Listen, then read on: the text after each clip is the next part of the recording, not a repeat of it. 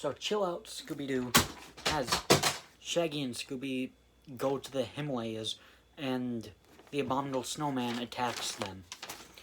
So the positives on this film, I love it when Fred gets the name wrong.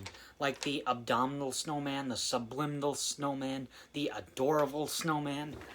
That's all super funny. Another positive is I like the traps that Alphonse Snuffler, I don't know what his name is, the kind of French guy that wants to trap the Abominable Snowman.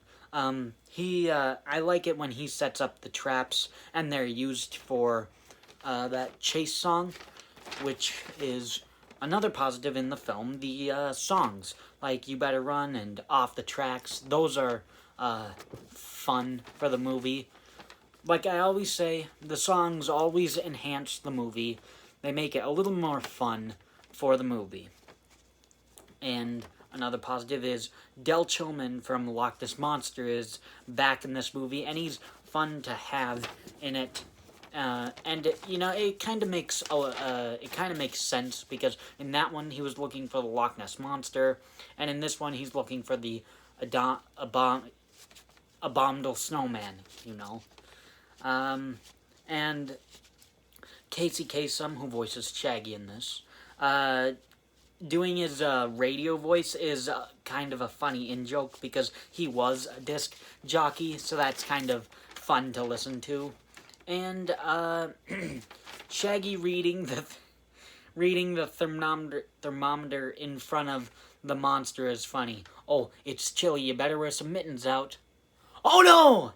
I've always liked that. And then also when Shaggy and Scooby slam into the monster with the table, that's pretty funny. On to the negatives. This movie is pretty boring. I was just sitting there and thinking, how far am I into the movie now? Only 30 minutes. Only 40 minutes. It just kept on dragging. It got more interesting near the end by the time we got to the cave setting, But, this is pretty boring. Another negative is Professor Jeffries is somehow a red herring and pivotal to the story. He's not, spoilers, he's not the monster, but he is kind of the villain of the movie. He packs explosives, that's just to show, he might be the monster, only to find out he's not the monster, but he's using the explosions, and eventually that entire thing sets off the entire mountain to have an avalanche. Like I said, he's somehow the red herring of the movie, and pretty pivotal to move the ending along.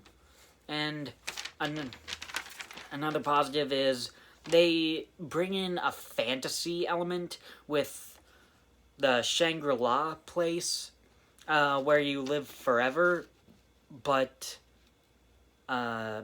this movie is set up to be, real and not fantasy. This is supposed to be the traditional guy in mask, who is it kind of mystery. This wasn't set up like Zombie Island to have supernatural elements in it. And I also just don't like that aesthetic of Shangri-La, to be honest.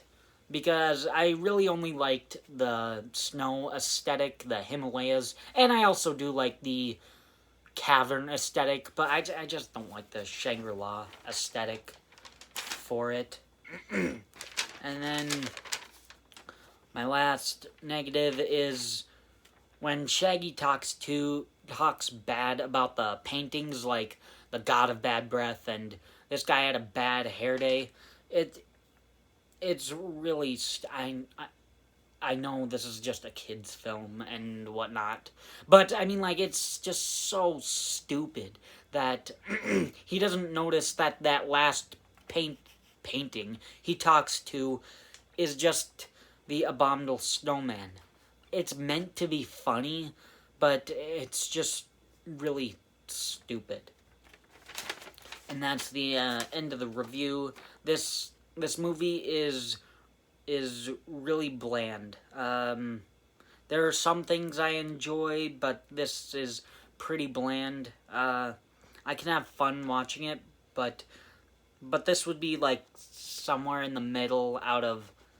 This would be somewhere in the middle of the list out of all 40-some movies.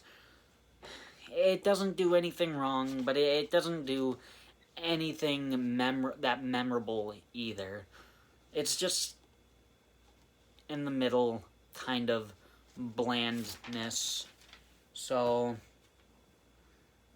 that's my review on Chill Out Scooby-Doo. Thanks for watching.